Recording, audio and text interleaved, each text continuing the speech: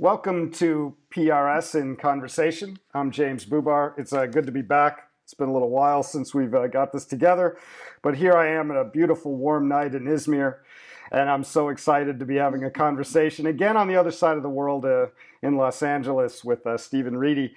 But as a reminder, if you're new to the PRS channel, please remember to subscribe. You can also hit the bell for notifications. There's a lot of content coming up on the video on the YouTube channel regularly, and there's a lot of back catalog to check out. And you can visit prs.org for updates, hopefully some updates on live events when they come back to the beautiful grounds of PRS. But you can visit the bookstore, you can see the calendar, get email notifications, and of course make donations. It's difficult times, but for everyone. But donations are always appreciated, as is supporting any of the. We have a lot of local products in the bookstore and even used books. So it's nice. And there's curbside pickup if you happen to be in the region. Otherwise, they ship all over the world. So tonight, I'm very excited. I don't know how we'll finish this in 45 minutes or so, but we'll do our best. And like all journeys, it will just be the beginning of one, because I'm joined by Stephen Reedy, who is a very popular teacher of the wildly popular courses on the PRS platform on esoteric symbolism and the symbolism of the secret teachings of all ages, and a new course coming up, which I'm excited to get into. I know, Stephen, you're really busy. You're very busy as a filmmaker. I know you do a lot of editing projects. Your background is in media and film, and you've been working hard on this new class. So thank you so much for taking some time to talk with us about your journey into PRS, into symbolism, I guess the journey into the journey, you could say, and making some time for us this afternoon in Los Angeles. All right, thanks, James. This is fun. So good afternoon or good evening. Good evening. Yeah. To you. Yeah. Yeah. So what do you want to talk about? Well, where do we have so many things. We can talk about reality. Yeah. Well, pretty much. We're going to go right to the source, which every time talking with you, especially after being in your class, watching the lectures of your classes, every word kind of is charged. Words that you source, journey, everything kind of takes an extra shine when you become aware of the great tradition of esoteric symbolism in art and culture and writings, movies. But so, if you've watched any of the previous episodes, this word will really resonate more with you because you talk about it a lot in your classes, and that is the origin. And so I would love, origin takes a new, even more powerful meaning talking to you. So I'd love to hear about your origin story in relation to PRS.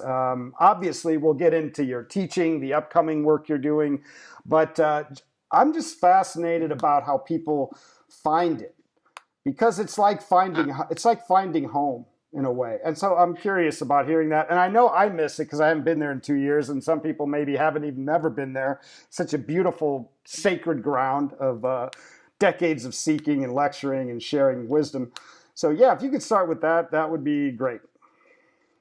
Yeah, okay. So I think I got a fun origin story. Perfect. But an origin of the origin story is when I was a kid, I've always been interested in certain questions like, why are we creative, or why do beautiful things do something to us? Sunsets and certain music, and then also how come we do things that we didn't choose to do? For example, mental or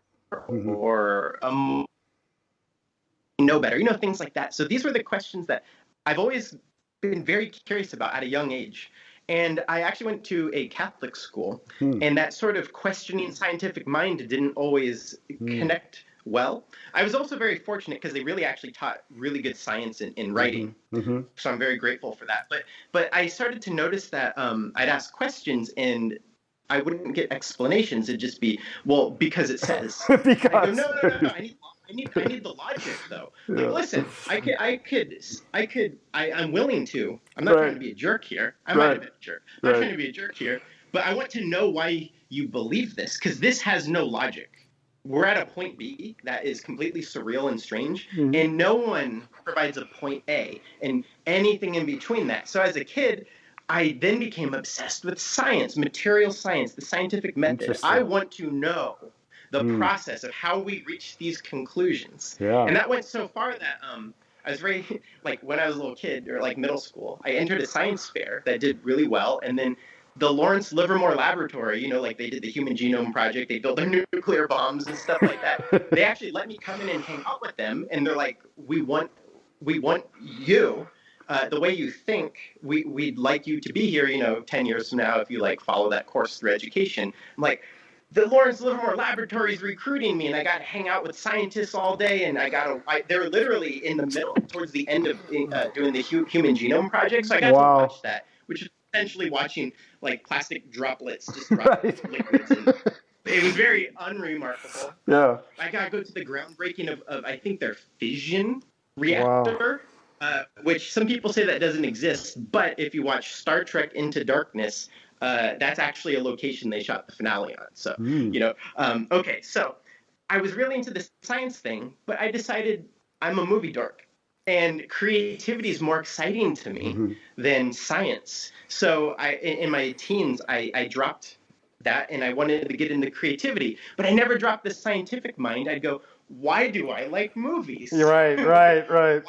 Why is the Matrix cool? No, like deeply emotionally, why do I get excited when I see this, or why do I feel this when I hear that? Like, why do I have an urge to do something that makes no survival sense? Mm. Be creative. Mhm. Where are motivations that don't come from food, money, social clout, Right. survival? Where does that come from? And that obsession just got me always looking and luckily, as the internet really developed and blossomed, resources for this started Right. becoming very attainable in YouTube and all that stuff. So I just became obsessed with grabbing and absorbing everything. And I'd say like at least hours a day, every day for many, many years. I mean, if I had a day off, I would take a walk or clean the house while listening to audiobooks or lectures and stuff on Right. every possible paradigm. Wow. I wanted to know this. And then finally, I came across one lecture by Manly P. Hall. And he was talking about, it was something about, it was the very high end of like mystic, kind of woo-woo stuff, like powers that the mystics have and stuff. And I'm like, all right, let's see what's logical about this. And he got into psychology and mesmer and just no dogma, just saying, here's what these people believe, here's what these people believe, here's what these people believe, here's why they all came to these same conclusions. And I go, you just talked about the wackiest, silliest stuff with maturity and logic and comparative evidence. And I became obsessed with Manly P. Hall's material as a result, because as we know, he founded PRS. Mhm. He's a comparative philosophy scholar. Now, Stephen, acknowledges- can I just jump in for some geographic? Were you from LA?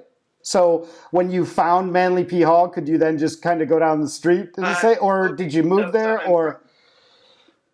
So I'm from San Francisco, and then as siblings started getting born, we moved right outside of San Francisco. Okay. And then in 2006, I got a job in movie marketing, so I came to LA, and I've been here since. Okay. And I discovered Manly Hall, I would say, 2009, 2010. I found his literature and so his books and his lectures. So then here's to fill out the origin story. I promise this all makes sense. Of course. Then I moved. I've lived in 3 different parts of Los Angeles, and then the third part where I am sitting right now, Los Feliz. I was sitting here one night. I was reading one of his books. I'm like, wow, that was cool. I closed the book, and I look at the back, and it says published at. And I'm like, well, that's like my address. And I go on Google Maps, like that's like 2 blocks away. No way. How long have you? I walk past that place every day. How long had you been living there? I'd been living there 2 years. And not only that, I wouldn't say walk through the campus, but I'd cut through the parking lot because it was a way to Right. cut a corner and Yeah. just get home Yeah. faster. Yeah. And it's a beautiful neighborhood here. So I just like taking walks. And remember, I would be listening to Manly Hall lectures, That's amazing.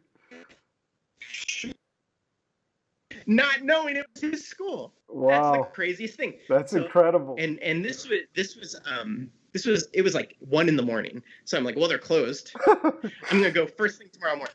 So I actually I walked to it, and you just don't know when you're gonna walk into a weird place. I'm like, is this a cult? Yeah. Is this strange? Because like actually, there's a lot of conspiracy theorists who have a lot of bad things to say about Manly Hall, which we can address, and I could give extraordinary logic and rationality to some of these things. But I texted 2 of my friends, hey, I'm going to this address. If I disappear, this is where I'm in their dungeon, you know? Yeah. So I walk into the bookstore and no one was there. I'm just like, what? Am I allowed to be here? Am I going to get in trouble? And then a guy comes out and I go, hey, crazy story. I tell him the story. He's like, that's what happens to everyone. See, It's like destiny. It's a mythical origin narrative. It's a creation story. It's fascinating because everyone, they're all different, but they're all in some sense finding home. It's fascinating. Yeah. Yeah, and then that's of course it's the end, but of course just the beginning, you know. But it's amazing that sense of discovery, but also being home. And I think, you know, talking to the people in the bookstore, I think they're used to that. I think they just get to be the hero. They're the keepers of these stories. Stops. Yeah, exactly. Yeah. Like every single person. Now, additionally, then I talked to some friends who I was friends with like in high school, and they knew of it, and they're like, "You are there. You get to go there," and I'm like, "Really?" And then I started finding out a friend in Australia was like, it's on my bucket list to visit there. I know. And I'm like, wow, this is, I'm so lucky. This is bonkers, you know? And everyone has a version of this crazy story. Yeah. I just feel very lucky that I was able to fulfill it like hours later. Like, wait, I live near there, and then 8 hours later I'm walking to it. You know what I mean? Yeah, well, and then, so I guess how many years went from this epiphany at 1 a.m. that was prompted by the address on the back of a book? Do you remember the book, by the way? Do you remember the book you were reading? Oh, geez. I'm seeing if it's here under my coffee table. That's all right. I always ask those hard questions. I don't remember the book. That's all right. It was one of the popular ones because I didn't get into the niche ones until later. Right. Yeah. It wasn't The Secret Teachings. But that would have been too much. I bought The Secret Teachings on my visit there. And I still have the receipt somewhere even, so I could probably find like the date and time I first walked into PRS for the first time. Right. Well, and so then how much time goes by until because the lecture series, I believe it was a lecture series, which we'll talk about your kind of first class offering, that was in the PRS, right? You were lecturing there, at least the first one. So how many years go by from this wandering into the store to then creating, or I guess envisioning the course, researching, creating, and it's a culmination of a lot of years of your life, and then offering it to the community, and ultimately now it's gone online. But so how many years between those two pretty astounding events? Yeah. Well, so when I walked into PRS, it was in a very dormant stage. They would only offer a couple classes. When I say classes, I mean like a one-day workshop, like an 8-hour one-day workshop with like Jonathan Young, who was like sort of mentored by Joseph Campbell, so he's incredible. Yep. So anytime he would do stuff, I'd go. I'd kind of just go to anything I could. Yeah. But there wasn't a lot. And then also I would go to the bookstore like, you know, once every 2 months and just go, I'm just going to buy something. Yeah. You know, like I don't know what, but I'm going to. And then friends from out of town would come specifically to visit the bookstore and the library. Wow. And I'd go and I'd read in the library. But anyway, so I did that for a couple of years.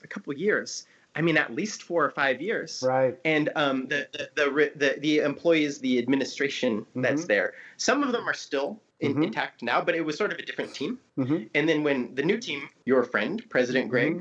Greg, showed up, he like that's when it really blossomed into like, let's do stuff to the Yeah. community. Yeah. And then that's when I started integrating into that. So I started integrating into that in a way of actually saying useful things out loud, probably like 4 years ago. So Yeah. my journey with that place is about 9 years. I've been physically present in that place for about 9 years. Yeah. In some capacity.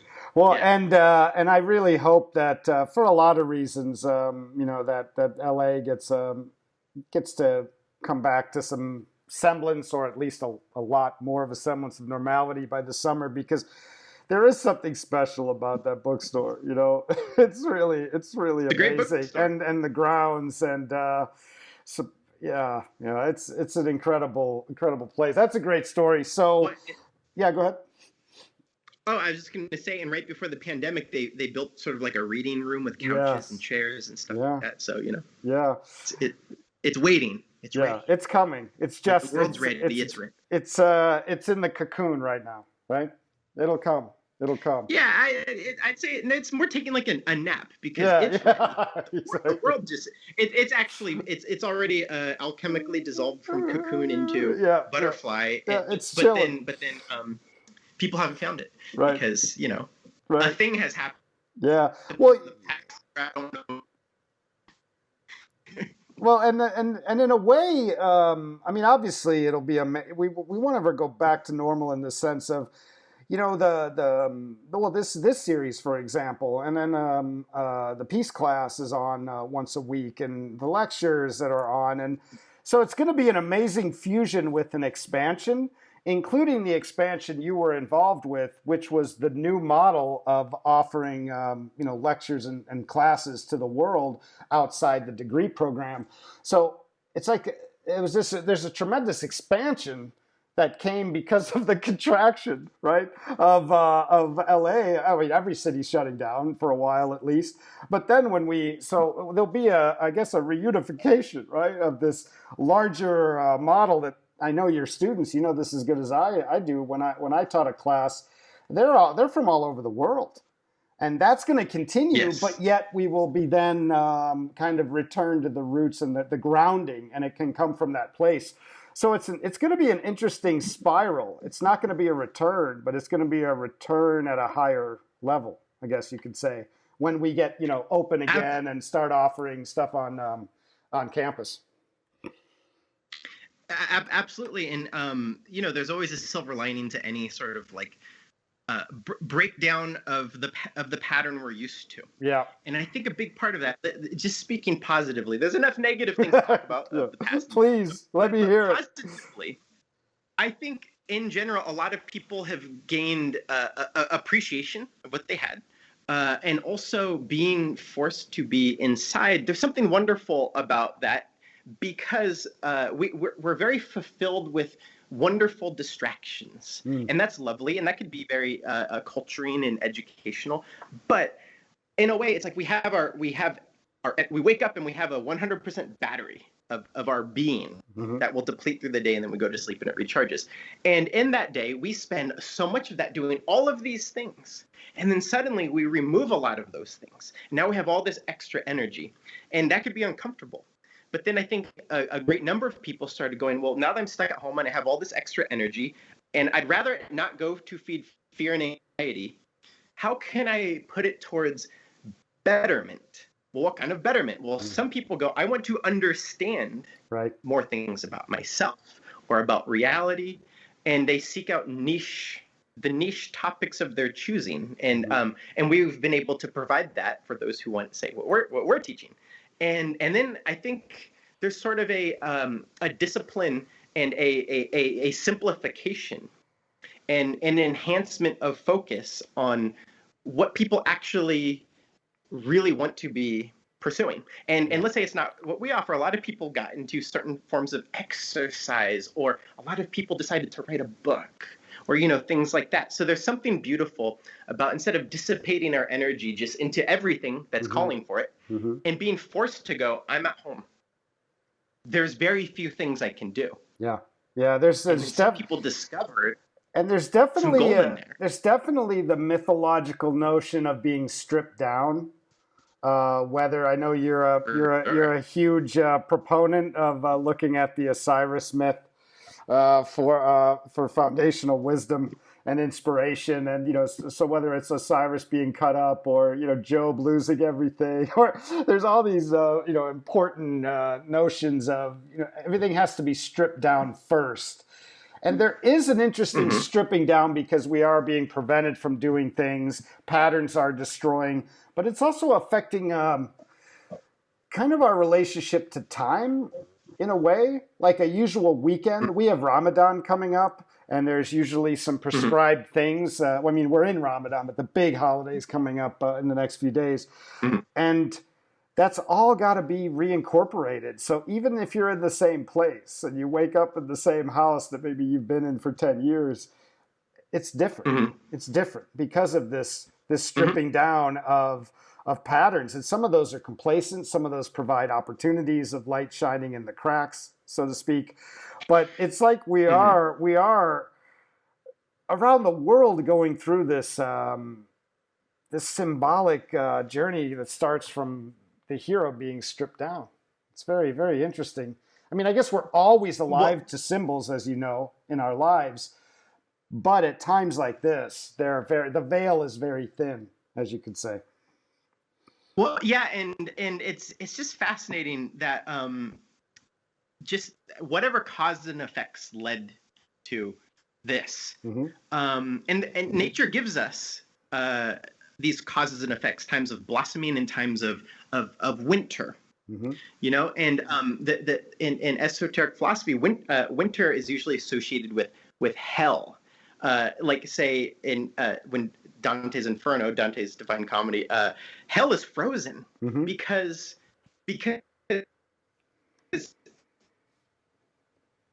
flailing around in pain. To be immobile is hell. It's stasis, and of course, right? The only way to get out of hell. Yeah. And then that creates an urging to break free. Right. But a lot of the things that freeze you, of course, there's things out of our control, the environment out there, but a lot of it's our reaction to the things out of our control in our environment. And a lot of it is just our habits. So habits that once served us very well, 5-10 years ago, we've outgrown them, but we're still hanging on to them. And that might make us stagnant, especially if we have the desire to constantly evolve. Yeah. Which, by the way, the desire to constantly evolve is often the explanation of where happiness comes from, incremental steps towards the next goal. So to be frozen forces you to feel the pain of your stagnation. Now, we were all forced to be frozen. Right. But the only way through these myths out of hell is to go into it, realize the frozenness. And for Dante's situation, the devil was actually frozen in ice, and he could only make one movement. He could flap his wings. And the flapping of those wings made cool air freeze the ice even more. So that's actually trappedness, where the only action you could take imprisons you more. Yeah. And we were forced to kind of feel that. But then it also showed that pain showed people, hey, I don't want this pain, and I'm forced to be in it. What can I do to break out of it? And I think there might be an exceptional self-evolution a lot of people took into their own hands through this. So I don't wish this scenario, especially because I know people who've suffered immensely from it. Yep. But given that it happened, how bad thing happened, how can we make the good come from the bad? Yeah, and it's almost like it's like the quantum leap aspect, about getting to moving a level. It doesn't come without this kind of jolt, or I shouldn't say jolt. It's a little too dramatic, although it is a time of suffering. Yeah, we could say soreness, shift. That there's got to be it's a shift. It's not a linear change. It's a qualitative. That's almost provides a quantum shift in how you perceive time. Because you're right about being stuck now, but in some sense we could look back, and if it's a relationship, now we're caught far away from, I haven't been home to America in 2 years. And so I'm seeing how things were stasis then, and getting that chance to re-see a lot of things in our lives, whether things to leave behind, but also things to rejuvenate, and we won't be the same. But I wanted to get into, I have so many papers, so many notes. We don't have enough time. And it was perfect because I was enlivening or I was embodying this notion of the chaos you talk about in your lectures so well, because I had questions everywhere, notes, all this stuff. And then I was like, I need order. And so the order I came across with to just have some talk about symbolism in general, esoteric symbolism in general, before we move into the classes, you're going to love this, because I came upon the same quote that you used. It was very, very interesting, it was just very strange how I was thinking of a thing for order, and this came out, and then I heard you talking about it because I was watching at this time one of your lectures. But the perfect thing that grounded all the order, that allowed for this kind of conversation, is I wanted to just throw this quote out by Manly Hall. You probably know what it is. And then we can talk for a few minutes about esoteric symbolism before we move into the class. And that's that great quote that you used that I found at the same time. It's a crazy synergy. But Manly Hall says symbols are the language of the mystery. And all of a sudden, all that chaos of my notes didn't matter, and this was what we were going to need to go forward for a few minutes. So, take that wherever you want to go, and let's talk a little bit about, I guess, your journey into esoteric symbolism. Yeah, well, okay, so let's say the quote one more time. Go for it, and then I'll address it. Manly Hall writes, "Symbols are the language of the mystery." Symbols are the language of the mystery. So then first, what are the mysteries, right? And then that could be anything, the unknown, because anything you don't know is a mystery. But what's the ultimate unknown? And that can be derived to, like, if you just keep going, little kids go, you explain something to a little kid and they go, why? You keep going, they go, why? And then finally they derive down to, like, the creation of the universe, right? Like, well, why are we here? To even come up with these questions and mysteries. So the great mystery, and this is the coolest thing, is where did life come from? And then part of that would be, what is life? And then it gets even crazier when we go, what are we? And now, what are we? Well, I'm my brain, because I'm my mind. That's what I think with. No, because your mind doesn't behave a lot of the time. You tell your mind to do, and it goes like, no. Yeah. You're like, please go to sleep. It's like, no, I'm going to bug you with paranoid thoughts. Yep. You're not going to sleep. It's like, dude, you're punishing us both. This is a wild puppy. Yep. Same with their body. Hey, I want to start a regime where I wake up and I run 5 miles at 5 a.m. every day. And your body's like, I'm not waking up. Or emotions. Hey, we need to be calm. We need to be calm. No, I'm going to hit you with emotional lightning all day. Okay, we're not our mind, body, or emotions. Then what are we? And we could logically distill. Well, when life leaves us, mind, body, and emotions fall over dead as a corpse. So then we are life. Wait, I am life. But the great mystery is, what is life and where did it come from? Mm-hmm. And our mind can't think of this logically. Esoteric philosophy is about trying to teach the mind to think about these things. But we can't define these things because we don't know. Right. Science hasn't been able to make a table that says it's this, this, and this. Mm-hmm. So it's personal. It's both personal but not personal. But the not personal part we can't yet define, because what is life? Well, we can't define that. So the closest we could get is understanding ourselves and understanding the functions of ourselves. That's the best we got, because at least we have contact with our own life to observe. And of course, the life in others and the life in nature, plants, animals, and stuff. So the language of the mysteries. Replace mysteries with life. Symbolism is the language of life. Now, why? Well, there's plenty of good books that are completely logical, left brain, and you read them and you're like, oh, yes, that's good. These facts are good. This will help my life. That's true. But a symbol is a mix of, say it's often a surreal piece of art. you look at it and you go, that's weird. What does that mean? So you can explain it. It's often explained through a story. Stories are very good because that's how we think.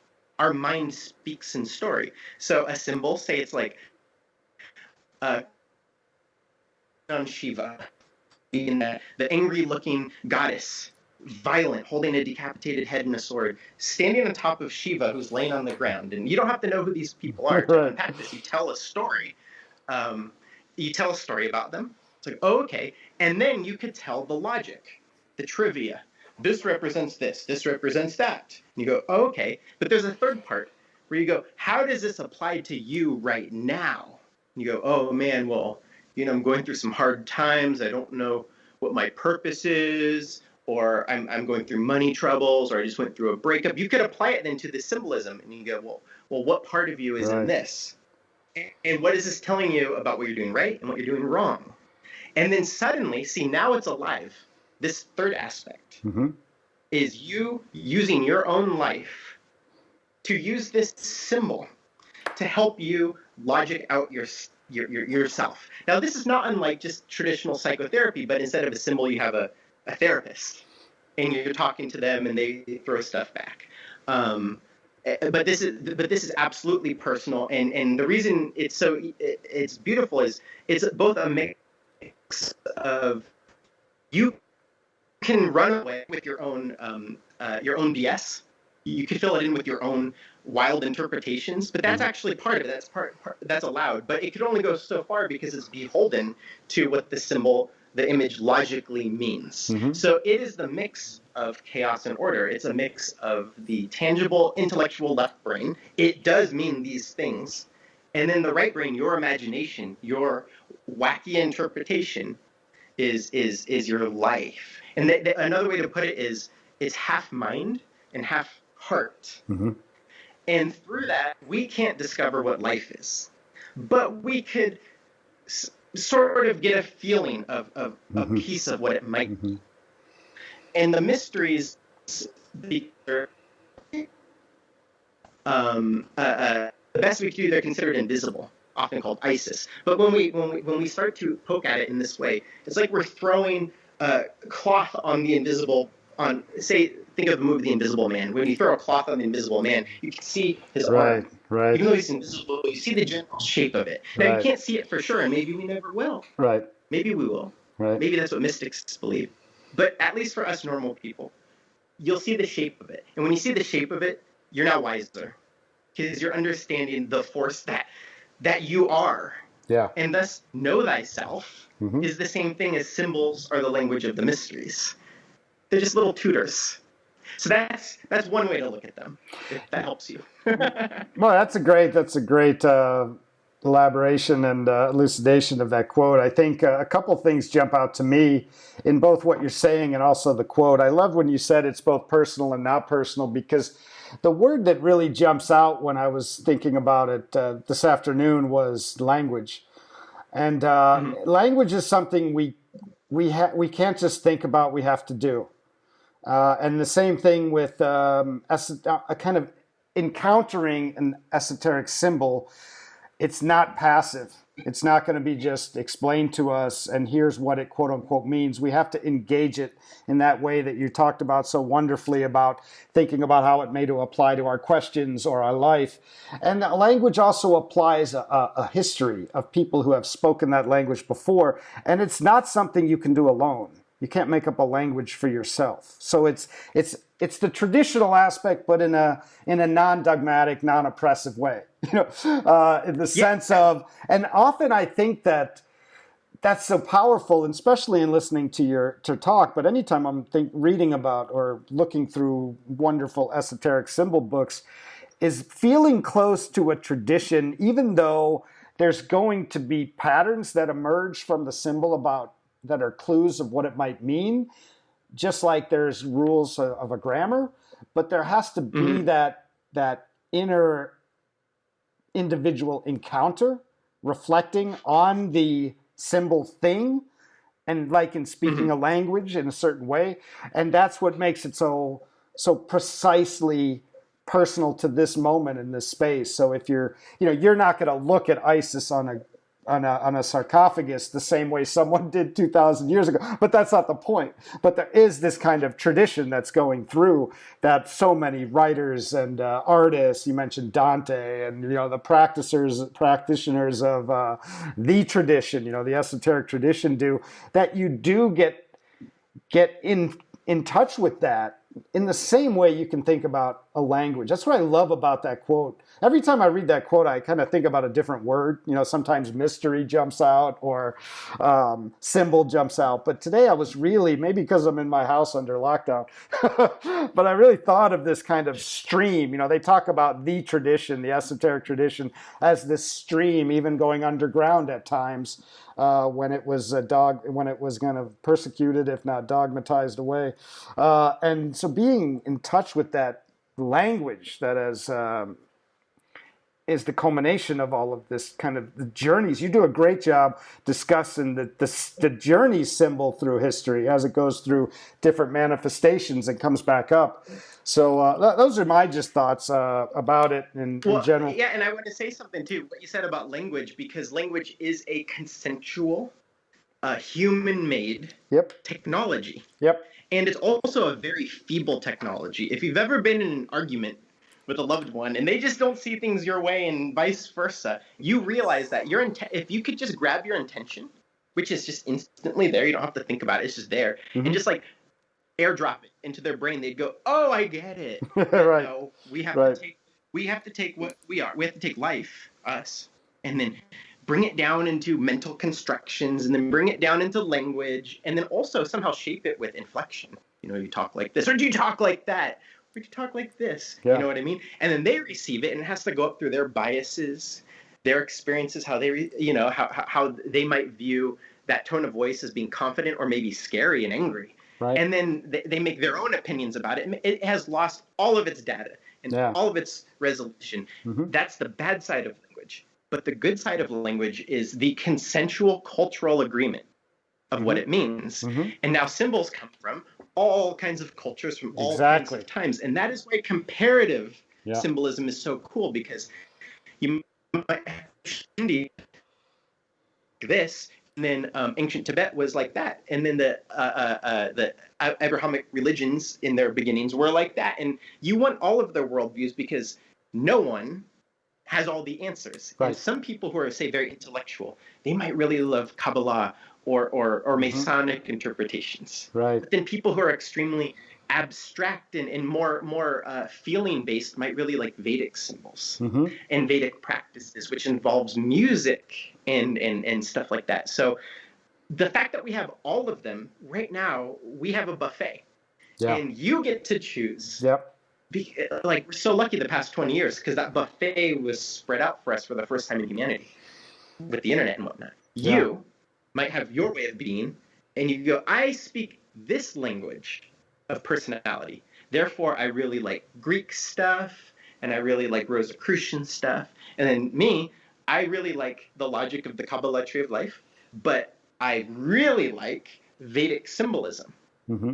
You know what I mean? And then I could tie that to, because I grew up learning Jesus stuff, I go, oh, that's a great way to say the Jesus stuff. But then I really like psychology, and I go, which makes sense to my understanding of basic psychology. Oh, I understand myself more because I got to choose what symbols fit my language by touching cultures that at the time and place they created these consented to a general agreement of how to communicate immense data through the feeble technology of language. So, you know what I mean? Like, we could just unpack that. There could be a 10-hour course on that sentence. Yeah. Well, and I mean, that's definitely one way of looking at it. But that it's very interesting how what you're saying is so true and so inspiring, especially now, because we do have this, that we have instant access to all of this. I don't want to say information, because a symbol is not just information. People think, okay, I know what it means, and then someone, it's like a piece of art, right? Okay, this is what it means. And you look at it at the museum and you walk away and you're not changed at all. Your consciousness, your understanding, your inspiration, nothing has changed, but you just saw like the Madonna and Child. You need to Right. contemplate that on your cell. You need to contemplate that on a kind of experiential, participatory journey and not miss that moment. So in a weird way, we have everything there, but it's never been better to kind of just miss everything at the same time. Like you just look at a bunch of pictures and you think, okay, I've downloaded into my brain, I'm done. But that doesn't involve the shift in consciousness that you're getting at. When Osiris is reassembled, right? Or when resurrection happens. All these shifting, and so that's what I think. In realizing that it's a language, it's realizing it's something that you have to do, and you can't do alone, even though it's yours. Meaning you have to engage with the relationship, right? Like Martin Buber would say, the I and the thou. The relationship with the symbol, and it may have been something that goes back to Renaissance, which then had been earlier. Before that, it was with the school of mystery religion. And before that, it was in the Egyptian dynasties.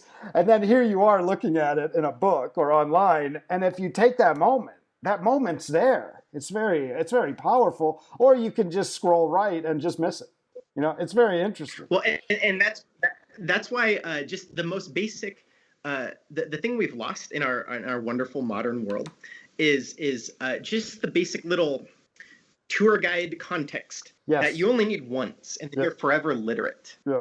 So that's what we're missing. And one thing that used to happen with Native American tribes or a lot of secret societies still do this stuff, which is they will actually throw you into a staged scenario. Sometimes it might be when you're a little kid, the elders would come in wearing monster masks and pretend to kill you. Right. And then when you fight back, they pretend to be defeated. Or in other cases, you'll go through a very deliberate scenario of like pretending to die and stuff like that. And they don't tell you what it means. No. And they say, let that agonize your dumb little intellect. And then weeks later, we will tell you what it means. And because it's a part of you, because you already ingested it, and you're like, that was silly. But then 4 weeks later, people tell you what it means, and you go, oh, and they say, and as you enter adulthood, maybe, you'll experience that, but in different ways. And now we've delivered you with our wisdom a little bit of framework of what to expect and generally how to behave, and not in a dogmatic behave, right. But just more, by the way, you're a human and humans are kind of predictable. This will probably happen to you. You'll probably react one of these ways. And let me tell you why these ways are not so fortunate, and these ways will perhaps lead to more productivity for you. You know what I mean? So we do need, just like when we learn language as little kids, right. We do need to be guided with base context for anything to make sense. Because I was actually I've always been an art lover, but I'd go to museums and be like, that's stupid, that makes no sense. It just a bunch like symbolism. And I'd be like, why is it always the same stuff? It's always Jesus or the angels or Shiva. Right. Like, come on. Where's Spider-Man? You know what I mean? But then later I learn about it. I go, oh man. And I go back to the same museums that at the field trip when I was a kid was stupid. And I go, I can't stop staring at this thing. And then eventually I have to buy it as a piece of art and put it on my wall. Or right, yeah. My TV screensaver, by the way, this is what I do, but I actually give this as a piece of advice. When I come across a symbol that's compelling to me, maybe I don't know anything about it, but I go, wow, that's very interesting. Or maybe I know a lot about it and I love it and I want it to keep teaching me. What do? I buy a print of it, or make it my phone wallpaper, or make it my rotating screensaver on my TV that'll just turn on as I'm just like hanging out in my living room. Yeah. So I accidentally look at it. Yep. Like I had a piece of an alchemical, the famous alchemical image, and I put it in my kitchen next to the coffee maker for years. And I didn't know what it meant. And I just kind of, while waiting for coffee to brew, I'd just be like, what is the frog?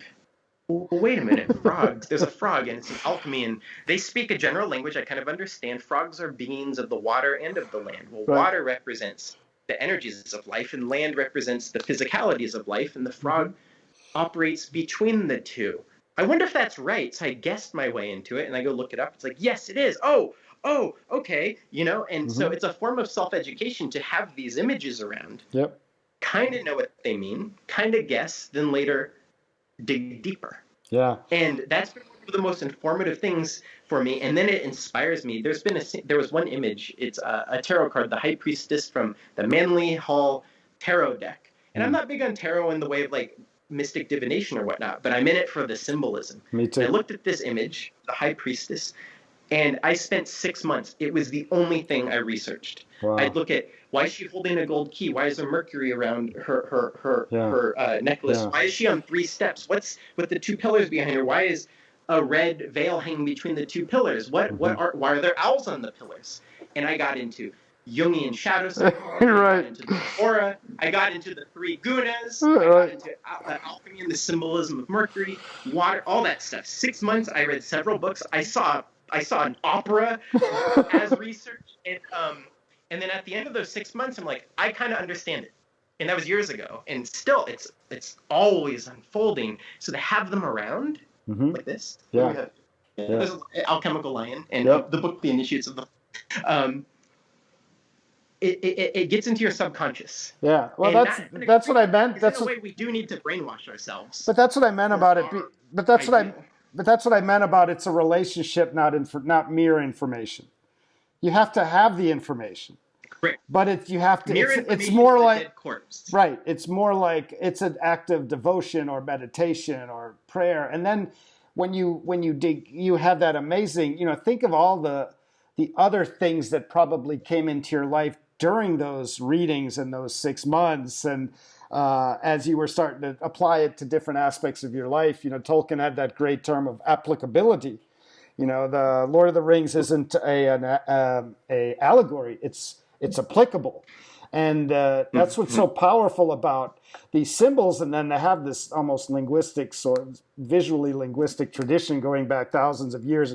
You can read what other people thought about them, so much more beyond the information. And this is what I loved about your. We're rapidly running out of time, of course, but if you want, we can keep going. yeah, we'll keep rolling for a little more. Yeah, I'm still going. It's nice and quiet here in Izmir tonight. But you had such I love the basic. I believe. I'm sorry if I mispronounced the title exact, but I think it's the basic keys to esoteric symbolism. That was the first class. Okay, so there's the basics of esoteric symbolism. Okay, These yeah, are the 2 yeah, classes that's the one we're talking about. Yeah, the basics of esoteric symbolism. Thank you. The keys are the next class. Yeah, and you have that great quote where you refer to the symbols as a psychological technology that allows you to ponder life from different angles, and that was greatly illustrated by what you just talked about with that 6 month journey. I love seeing you ponder, with the coffee, thinking about it, and then the symbols send you on this journey to figure it out. It's very, very interesting. But it's so cool. It's so yeah. Cool. That was one of the first programs that lecture series and courses that was in the new model that PRS school is using, that allows people from all over the world to jump in. I think it's 7 lectures. So I guess a couple of things I'm interested in about what that was like with people doing it all over the world. Anything you want to say about that class? Maybe what you liked about doing it, and then maybe to give a little sense of what it's like to be inside that class. And some people may jump in at some point, because I would imagine the conversations that could go on textually after people ponder and watching the lectures at different hours across the world, and it's a very, very interesting kind of dialogue that's happening. So I'm just wondering if you could talk a little bit about that from your point of view as the creator and the lecturer of that really popular class. Yeah. Well, what's so cool is the 2 classes we have running. One is about symbolism, and one's about the book, The Secret Teachings of All Ages. The thing they have in common, because we have very robust message boards for the students, and it's been exceptionally fun, at least for me, and I think for them. because first we have every type of person. We generally have a handful of psychologists and doctor types. We have people who are Rosicrucians and Right. Freemasons. Right. We have artists, and then we just have and then just a smattering of miscellaneous other professions. And I just say that to speak to their personalities and their expertise. Yeah. They all get in there, and they're all throwing their personal language Yeah. into these symbols. Yeah. And sometimes I ask questions and I get to fulfill the best I can with great humility. Right. You have to be humble with symbols. Yes, you do. There's no such thing as an expert. Yep. There's no such thing as a symbolic expert. That's when you have to be. That's when you have to be nervous. If someone comes in and is bearing the answers, then it means this. Yeah. And yeah. That's the tyrant. You disagree. Yeah. To the torture wheel. Yep. There's only two things that one needs to be an educator of symbolism. Three things. One, humility. Number two, the consensual research knowledge of what people say, and also the variations of that, because no one agrees. Right. But there are pieces everyone agrees on. Yeah. And then hopefully the ability to speak it with deep simplicity. Yeah.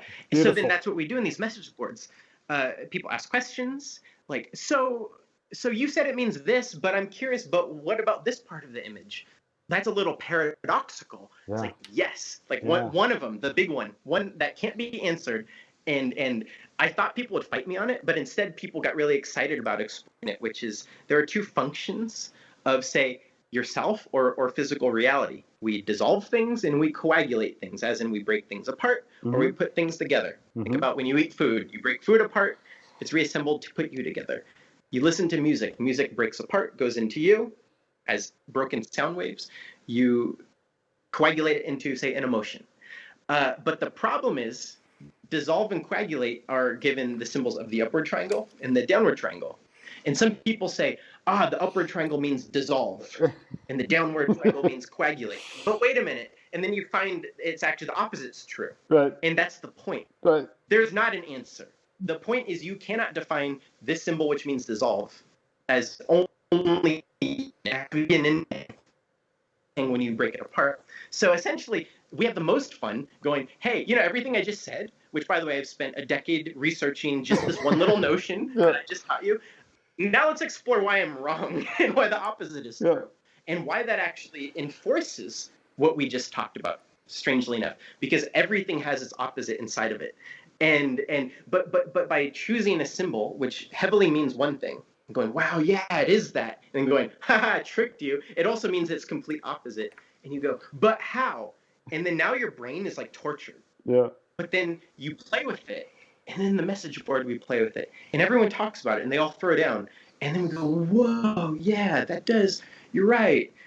Fire is dissolving, but fire is also coagulating, but not just campfires or fires in the kitchen, the fire of life that is inside of you, the fire of truth, the fire of evolution. You know what I mean? Yeah. So we just get all crazy. Then when we get into the secret teaching, we'll be like, how come Chokmah and Binah, which are the father and the mother, actually have like masculine and feminine planets that are on the opposite side? Like it gets really crazy, deep like that, which I can't even begin because the context needed to get into one question that was brought up, like would require those 7 hours of lectures beforehand. Yeah. But I can tell you it's fun. Yeah. It's and just, I would imagine not only I love that you talked about the different expertise levels, or I should say experience levels of people coming from different ages, different traditions. Some I had that experience too, and you would meet someone who was spent 10 years contemplating the Rosicrucian symbolism or the Rosicrucian path, and but now, especially with this the internet aspect of how they're doing it now, must be very interesting geographically as well, and even culturally. I remember in one of my classes, I had someone from the Middle East and so it's just everyone, diving in and exploring the basics. And I don't mean that in sometimes the word basic is reductionist, but one of the strengths of that first series is how you start and you just say, okay, all you have to do is learn a circle, a triangle, and a square, and now let's go. And that's a beautiful aspect, and it is this beautiful just orchestra Orchestra is probably too orderly of a word, but this beautiful Orchestra. like I just ecosystem of different levels of expertise and different culture and age, and all coming together to explore the symbol and how it may apply to life and their questions in life and their moments. And it's giving a language, giving that context that you said, and it's just still a beginning. And personally, I really compliment you on, I love how in your lectures you can move from Klimt to Pixar. That was one of my, and so it doesn't, it's so it's really helping people to see and make that move into the relationship where it can become contemplative and maybe mystical on some level. And so the basics, you work through these basic building blocks of the symbols that have come through the thousands of years in the tradition. And then just to tell people a little bit about, so would you recommend everyone do that first and then move into the secret teachings? Or is it okay if they've read the secret teachings to dive into that one? Or are they completely separate? Is there a part two, part one? What's that whole relationship? Yes. So by design, well, not by design, but I first made the basics of esoteric symbolism. And my whole point there was, if you know nothing, we're going to, in a linear fashion, go step by step. And all I want to provide is enough context and just reasonability and logic that now you could look at anything, any book, museum, cool symbolisms of most every religion of all ages and go, I understand that. So that's a good step one. Now, the secret teachings of all ages, which literally it's right here. Like, look, this is not a joke. This is the book. Yeah. Like, this thing's a monster. Yeah. But what is it? It's a beautiful monster. You know, it's the new Secret Teachings workout program. You just read it and you get hella swole. No. Well, you could just do a whole lecture on that book as a symbol without even opening it yet. You know, I know, just right? its size. 1 million. Yeah, its size and its tomic structure and its name and before you even open it. Yeah. Yeah. And so the reason this is a good follow-up, now it's not necessary because I always pretend like people are only taking just this one. It provides the context needed to then unpack the images, because this book, it's a comparative religion book, comparative philosophy book. It's not just religions. I mean, it even gets into Pythagoras mathematics and secret societies and stuff like that.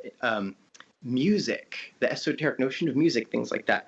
But the best part of this book, besides it comparing like 100 different versions of the same one story, right? You know, the same one notion, right. Is that Manly Hall and Augustus Knapp, who are both geniuses of philosophy, combined forces to make a series of these really interesting symbolic images. And some of them are just recreations of images that have existed, and others are their own tweakings, their own updatings, their own.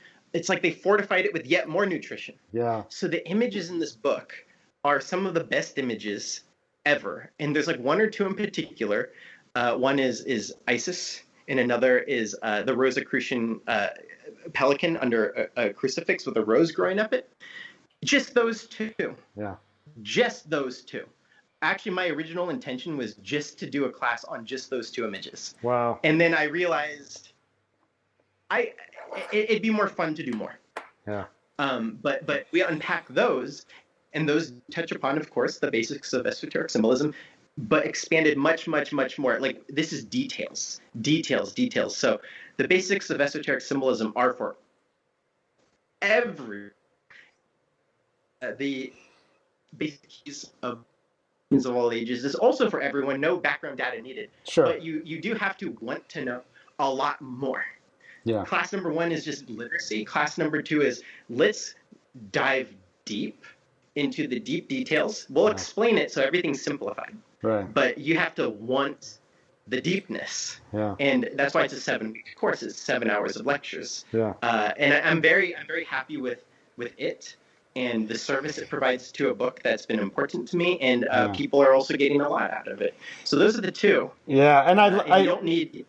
That's the order you could go in. Yeah, that's great to know because depending on if it run, depending on when it's running, the people don't have to necessarily wait to do the basics first. But one thing I love about the basics, and I know you're very humble, but I do want to compliment you because I thought I loved how you talked about architecture. But for me, what your class does is it gives you that context you were talking about to then be able to enter the relationship. And so many people are kind of architecturally challenged, right? And I'm in Izmir. We have Ottoman forts, we have Roman viaducts. There's a bridge that Alexander's army built not too far, and we have the late Ottoman Empire. That we have like early modern Turkey, and so if you don't have any of that language, you're just looking at like buildings, and then you start to get that language, and that's what you give, and so you can start to not just understand what maybe the architect was doing in a information sense, but you can enter a relationship begin with those questions. That was a great approach. I really admire you for doing that approach. And so then, of course, the base. Just seeing that book, I'm a little getting a little lightheaded because I'm remembering just that feeling of first opening that book and seeing those incredible images. And is it as intimidating and big as this book is? Right. It's shockingly organized in the sense that it's just a bunch of like 4-page chapters, and each chapter is just a worldview unpacked. Yeah. So you could actually just sit down and give it 15 minutes and stop, and that's actually complete closure because you could grab it like it's snack food. This chapter, I'll just eat this today, and then tomorrow I'll just eat that one. You do that for a little while. You could do. I think you have to do it casually. It's so much information. Yeah. But if you do it casually, and the class actually at the end of each lecture, then actually says on these page numbers, like read this page, and it will give more data on what we talked about, and read that page. So it's actually a guide to the book itself. Yeah. Yeah. So and you never need to read the book for the class to make sense, but then the book becomes an extraordinary expansion pack to everything explained. You know what I mean? But my whole goal is just the literacy of these things, because actually I just think psychology is the next conquest the human species must really dominate. We dominated physical nature. Congratulations, we're the strongest creature of the physical. But when it comes to the mental, we can't even think about ourselves. We're scared of thinking about ourselves. We have defense mechanisms and stuff. And this stuff, I just want people to not be jerks and not suffer.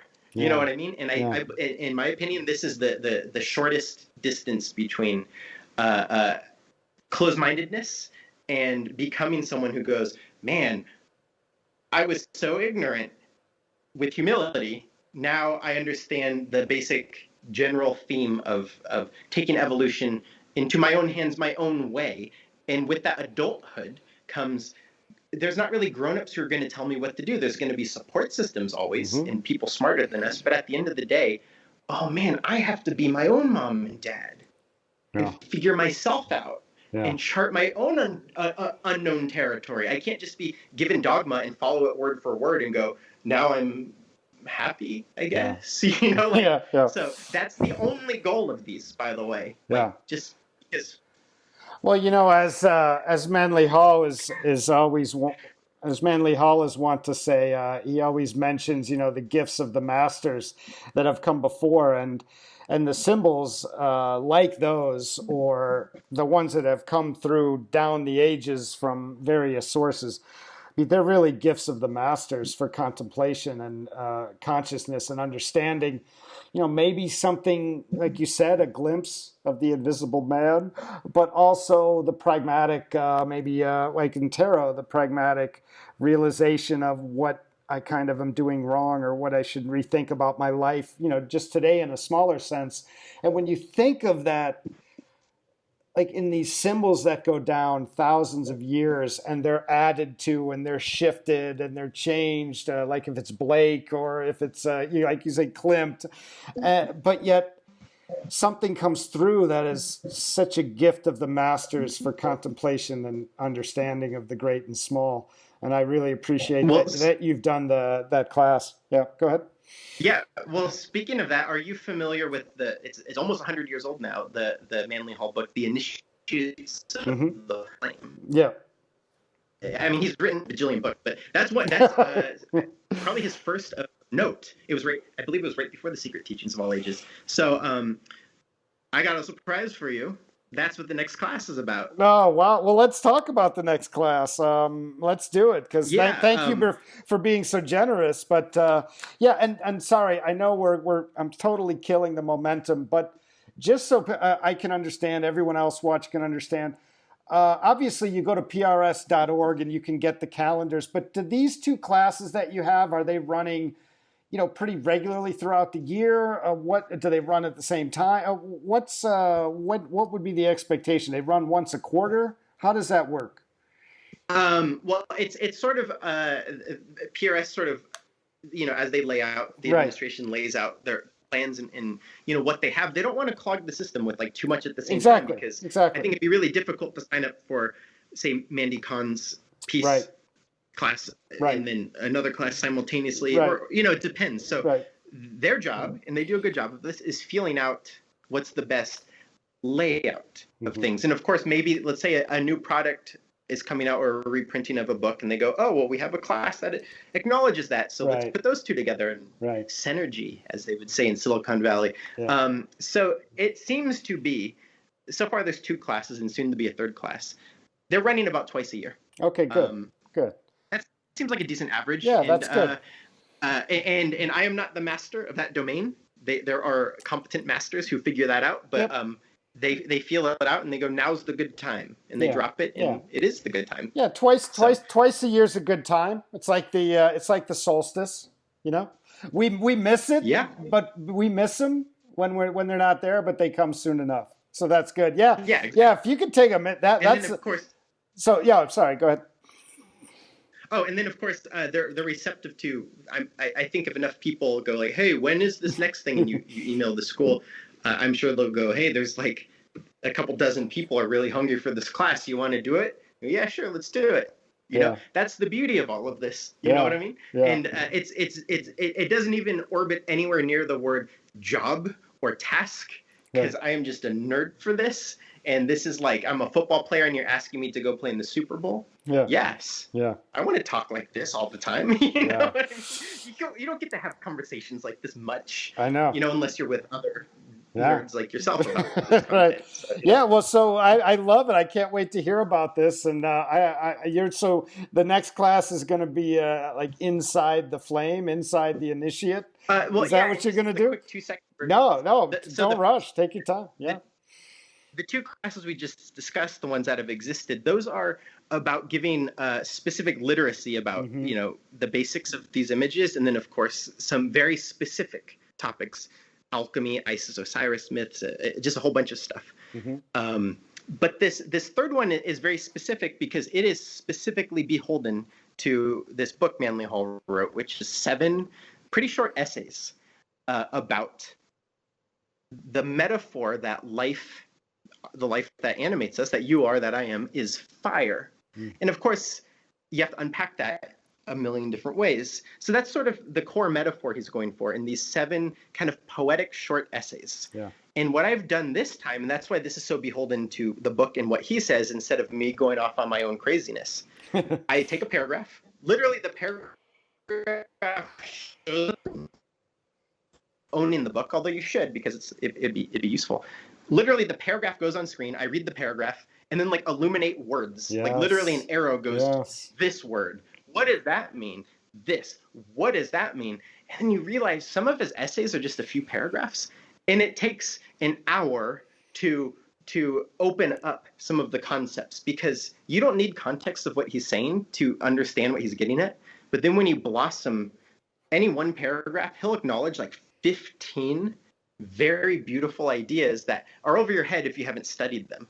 So what am I doing? I'm opening them up enough where you understand why he's bringing up Shambhala, or why he's bringing up Haramabith, because he'll actually just say it casually. He'll be like the great architect who was murdered, but then he doesn't give context. So I go, oh, this is for people who already have this context, and they're getting so much out of it. Yeah. So here's the reason I'm doing it.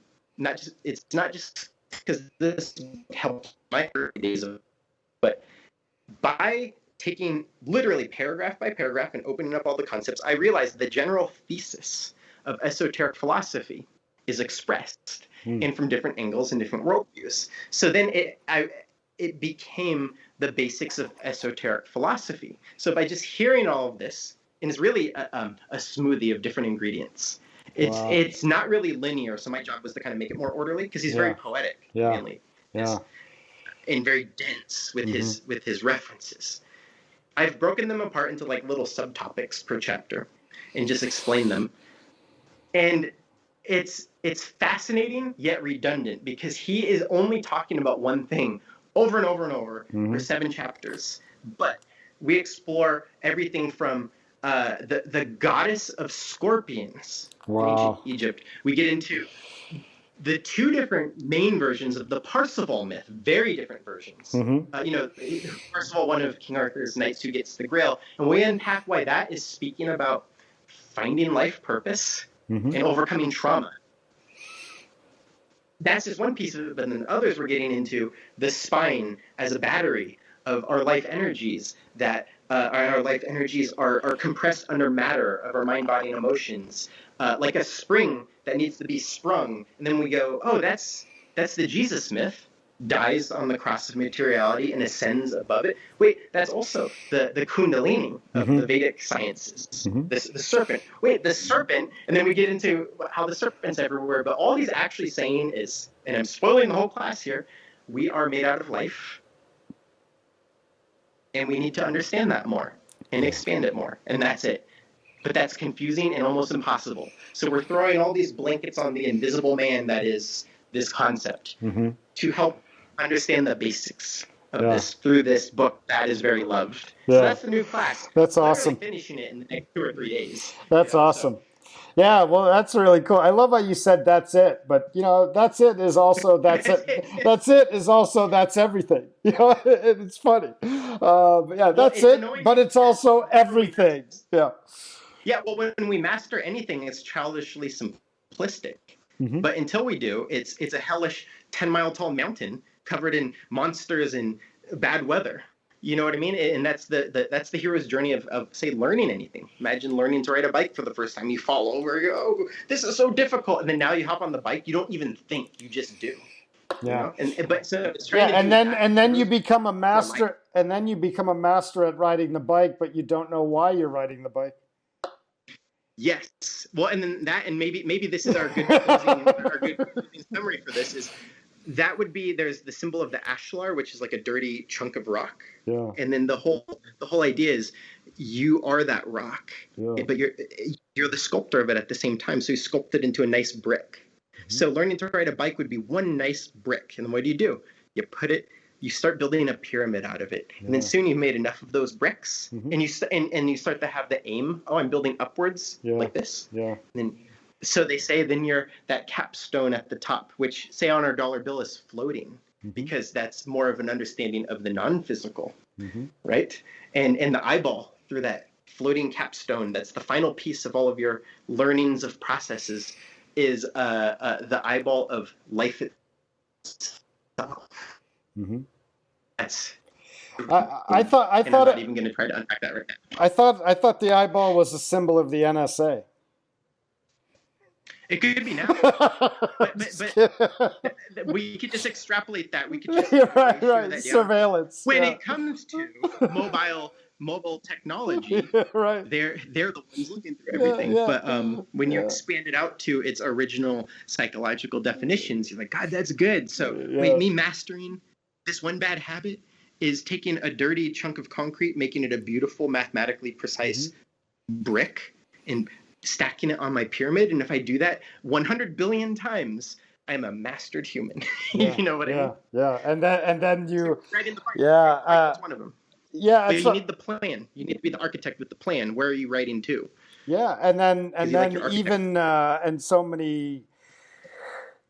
I was just thinking about when you mentioned architect. So I'm not too far away from Ephesus, about 45 minutes, and Ephesus is the second biggest site of ruins outside of Pompeii. And it's amazing because Ephesus had an earthquake and was depopulated, so there's no real city around it. So a lot of it is being excavated. A lot of it has not been excavated yet. But one of the things is the famous library was excavated and kind of the facade was rebuilt. But the architect of that library, there's a saying, was a Roman slave who was a slave, and then he got free and built the library, but then he got in debt again, so he had to sell himself into slavery. It's a very fascinating story. But of all the great things at Ephesus, you have, that's where there's some amazing Hermes friezes. And there's as you're walking down the promenade, which is kind of the Fifth Avenue of Ephesus, where the main, or the Broadway, and just off to the left, there's a small stone that's just sitting on. They just kind of just put it up against this near an olive tree, and it's a winged goddess. And it is one of the most popular things to see in this whole park. And I'm talking about, you can go into some of the excavated houses and see paintings on the wall, frescoes of Socrates, frescoes of mosaics of Aphrodite, mosaics of Medusa, but this is one of the most popular, and it's the goddess Nike. And I brought this up because I know your experience in media and marketing, but do you know what people talk about when looking at this symbol? They talk about the Nike brand, the swoosh. Yeah, Isn't it is that actually interesting? shocking how Isn't that many interesting? corporations, and I don't know the intentions, but so many pull from Yeah. these symbolisms, or even these names. Mazda, Ahura Mazda, Yeah. for example. Yeah. Saturn, Yeah. a car. It's like, wow, okay, Yeah. cool, Yeah. very interesting. Yeah. So it's interesting. good on them. There's big concepts of thought forms and egregores of worshipped concepts that then some people theorize, then feed into the corporate notion. Yeah. But if not, it's just good marketing. It's a known thing that you get to hide.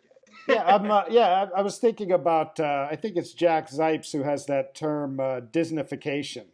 And one of his arguments was how you had these teaching tools in the fairy tales, and they've been Disneyfied to being, I don't know if this is ultimately the final story in terms of all of its edifying or its opportunity for seeing the tale itself as an opportunity to see yourself in the symbol and learn from it. I think you could still do that watching, as you talk about in the Up movies, right? Or in the Up movie by Pixar. So I'm not so cynical to think that it's been wiped away. But I think his point about Disneyfication of these fairy tales, which are, I guess, narrative symbols, right? And how what I see in Ephesus is an almost like, in this case, a desymbolization, because you have people coming across in this opportunity.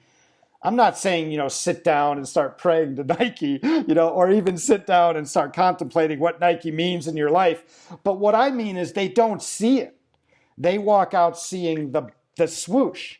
And that's what they're talking about. You can hear them as they walk away. Wasn't it so cool? We saw where Nike got the inspiration. And so you're right. I think there's a reason why Nike's a great name. It's a great brand.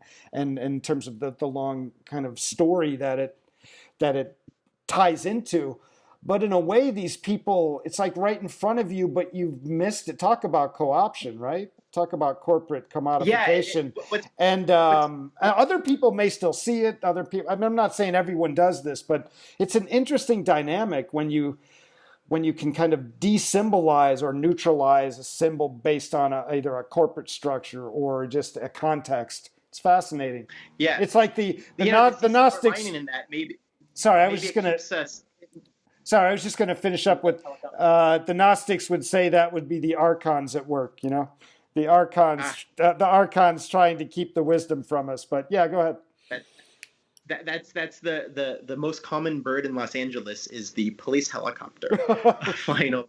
No, just the Disneyfication, and that is interesting because even when there are, say, modern movies that like try to tell these myths, essentially they're coming down to like, follow your heart and don't be a bad guy. Now, that's actually the simple answer, but we're missing so many of the older tales, or even things like Pinocchio. Pinocchio very strongly gives details Yeah. as to the cause and effect and nuances and human natures of what if you do something, what if you choose animalistic de-evolving tendencies that damage you? Oh, well, you Yeah. become the donkey, the donkey child slave, you know what I Yeah. mean? Yeah. With your life. But then if you pursue selflessness, evolution, etc., you become dumb, the wood that is the ignorant matter of our animal instincts that don't know better because they're just little Yeah. animals. Yeah. And becoming a real boy is having your consciousness and will be that which is dominant over the woodness of the puppet Right. that is your Right. mind, body, and emotions when Yeah. untrained. Yeah. Things like that. So yeah, we're too surface level, we're too bumper sticker about it Yeah. at best. Yeah. Like, movies I love that are just very simple. It's like, that was cool. Selfish guy became selfless because he stopped the bad thing. It's like, Yeah. okay, yeah. Yeah. Now Yeah. tell us why. Yeah. And that goes back to the beginning of this. It's like, you gave me a point B, but you didn't really give me a good point A and a connection to point B. Yeah. That affects me Yeah. too much. Besides, you hypnotized me with flashing lights and loud noise and Yes. film music, which, by the way, I'm a fan of junk food movies. Yeah. I'm just saying they're not deep. Yeah, it's like, it's very interesting because it provides a new insight into the word esoteric, right? Because, to be hidden, I guess. And in this sense, when you look at Wizard of Oz or you talk about Pinocchio and even some of the Disney movies, it's like the wisdom is still hiding, but in plain sight. And then this is like, Well, and when I beautiful look at thing. when I look at that statue of Nike, there it is in hiding in plain sight. Or you see anything that is in a dumbing down, it's still, the power is kind of there, but now it's hidden in a new way. And we can go and see a movie like, I don't know, Wizard of Oz, and we're just like, oh, that's great. Or It's a Wonderful Life is another one, and we can just think, oh, that makes me feel good. And right in front of us, hidden in plain sight, are these deeper esoteric kind of, not just truths in terms of information, but opportunities for engagement, and to kind of take that, for engagement. to kind of take that move, that quantum move in consciousness and understanding, whether about your life right now or a larger thing. And I just think it's fascinating how some of the I guess Star Wars, it's right out there, but now I guess you could even say now that when people may watch it, they just think of it as a cool adventure story. But of course it's there, but it's less hidden in plain sight, like some of these others. Yeah. So the beauty is there. It's there. You can't keep it out. You can't keep it out. You may want to make money off it and sell Happy Meals, but it's there. If you have a language, and what you're giving is a literacy, and then if you have the time to take that relationship. Yeah, go ahead. Sorry.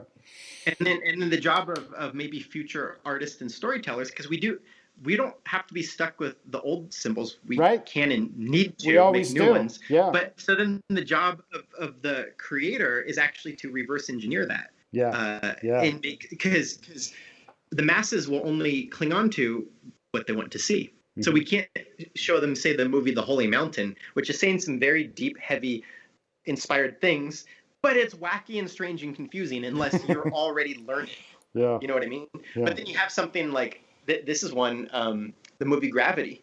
Sandra Bullock one, very simple movie. She's just floating around. That is it. I can't register this as knowing the director and knowing his intentions, but I see it clear as day because I'm a nerd for this stuff.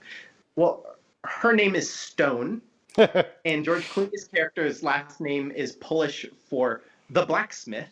Wow. And a whole alchemical metaphor is told through the actions of that in the visuals. There's a part where like she's shaped like a fetus with an umbilical cord, which is really her astronaut suit. And I'm not going to ruin anything, but esoteric philosophy's main theme plus a lot of its specific details are laid out in a movie that's as simple as Sandra Bullock's in space, like flailing aimlessly. Well, but then directs her aimlessness. Yeah. Well, aren't we all? Aren't we all? Exactly. So we need more. I think, and the reason I bring that up is because you don't need to know that. Yes. You don't need to be an esoteric scholar or be pursuing these aims to watch Gravity and go, that was exciting. I was into it. It was cool because it did all the things you need to speak to just the average moviegoer. And then maybe someday, 10 years later, it could be unpacked for someone and they Yeah. go, whoa. Yeah. And then now their life is on a different course. Yeah. So, Yeah. you know, we don't need to be preachy with everything, but I do Yeah. think the reward is baked in when following these general things that human life naturally Exactly. responds to. And Yeah. that's why, even if you want to make the dumbest movie ever on purpose, is Mhm. going to be clinging on to some of these notions of growth, evolution, morality, Yeah. or opposite of morality, which is a cautionary tale, you know. And then, Yeah. so, Well, that's what. if there was, No, go I ahead. was going to say, if there's a call to action to all this, is anyone who's into this stuff should maybe wonder what could the next stories or symbols be, because Yeah. we need them bad. We Yeah. need them badly, Yeah. because we're so powerful, but we have no direction as Yeah. a modern species. Yeah. Well, I like how you said it, because there's an optimism in what you're talking about, and even in the most corporate or commodifying environment where everything is being commodified, even ourselves, our images, that it's not the final story. It's not the tyrant. You know, these things can creep in, whether, as you said, intentionally by certain artists or writers, or it just comes in through the side door, and it's there as well because you have this language attached to a long tradition of a practice where you're learning more about yourself and your life, and that's a great thing about your classes, that you help give that language. I know when I'm first learning, let's say, Russian or Turkish, that excitement when you first can put a sentence together. You know, and so yeah, отлично. Yeah, so That's the only Russian I know. Okay. No farther than that. Well, that's a good one. You know, But yes, absolutely. yeah, as James Joyce ends Ulysses, he ends with the word yes. So da is the only word you need, and I guess, is the only one we need for jumping into that engagement with life. But thank you so much, Stephen. This was a great talk. It's late here, but I'm really excited. I really appreciate you spending so much time, and I'm excited about the course. Congratulations on it. It's going to be amazing, and I really encourage people to check out PRS.org to find out when they can jump into the basic esoteric symbolism or the secret teachings course, and jump in when they're available, when they show up, and they will be coming, just like the solstice. It's coming, right? June 21st. Yeah, well, thank you. This has been. I love nerding out. This has been a great way to just have fun. So yeah, you. Stephen. Fun. Yeah. I really appreciate all your time. It's great for me. I hope people get a little more insight into what's going on with PRS, and obviously with these particular courses. Is there anything else that should people tune in? Do you have your own, I don't know, Twitter or website, Instagram, anything like that you would share, or should they just? As a filmmaker, StephenReedy.com is my filmmaking stuff. But okay, great. As far as this stuff that we're speaking of here, just get on the PRS newsletter. Oh, great. And then when any of the good stuff, some of it might be the good stuff that I'm cooking, but there's plenty of good stuff from other people too. It will be there, and that's how you know about these things. So I'd say the one call to action: sign up to the PRS newsletter. Yes. On their website. Yeah, and if you haven't yet subscribed to this YouTube channel, also like and share the video with anyone. Smash that subscribe button. Yeah, that's what they say in the YouTube. Right. What smash that like button? Smash that like button. Smash that. Why is everything so violent? Yeah, just. The internet's consensual language. Yeah, you have to like stand out in the din, I guess. And I want to congratulate you. Sorry, I want to congratulate you on your screensaver behind you. Oh. I just ordered that right there. This is coming for real. The Kali right there. That's on its way here. It's in the mail right now. I bought it. It's a tapestry. That's amazing. So, yeah. Nice. Thank you very much. Good work. Well, hey, it's been great. Until next time. Yeah, stay safe. Thank you for sharing the stories. Again, everyone, visit prs.org, bookstore, events, sign up, make a donation, and I hope everyone is doing well. And thanks again for tuning in. And thank you so much, Stephen. I really appreciate it. I really appreciate your time and the conversation. And now I'm going to go stare at a print for the next 6 months. Yes, good, do it. And then we'll report back in 6 months. Yeah, we should do that. See Yeah, you later. yeah.